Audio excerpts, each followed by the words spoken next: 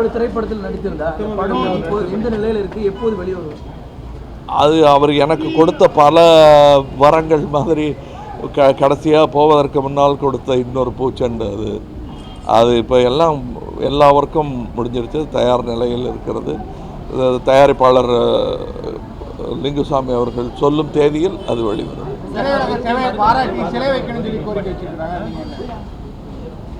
அதெல்லாம் வைப்பாங்க, இவ்வளோ பெரிய ஆளுங்க, அது நடக்காமல் போகுமா?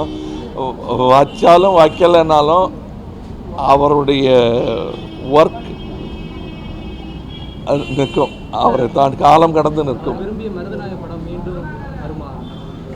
வரணுங்கிறது தான் முயற்சி கேட்டிருக்காரு அவர். கடைசியாக கேட்ட கேள்வியில் அது ஒன்று இருக்கிறது. எனக்கு சந்தோஷமாக இருக்குது. அவர் அது அப்படி ஒரு கடைசியாக ஒரு கேள்வி அவர் போனதுக்கு பிறகு என்னை வந்து அடைந்தது. மிக சந்தோஷமாக இருந்தது. அது வருவதற்கான வாய்ப்புகள் உண்டு. இப்போ அதை பற்றி பேச வேண்டாம். இது அவரை பற்றி அவர் வீட்டில் நடக்கும்.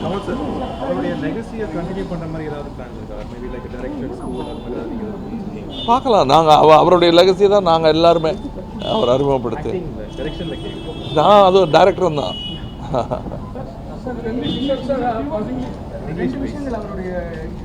மறைந்த இரங்கல் செய்தியில் அவருடைய 106 திரைப்படங்களையும் ஆர்கைவ் செய்வதற்கு நீங்கள் முயற்சி எடுக்கணும் அப்படின்னு சொல்லி ஒரு கோரிக்கை நிறைய பண்ணலாம்.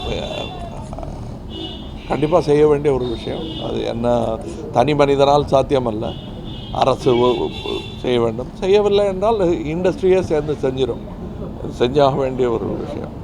இந்த மாதிரி இப்போ கவிதைக்கு பாரதியார்லாம் சொல்கிற மாதிரி சினிமா உலகத்துக்கு மிக முக்கியமான ஒரு மனிதர், ஒரு சிருஷ்டிகர்த்தா திரு கேபி அவர்.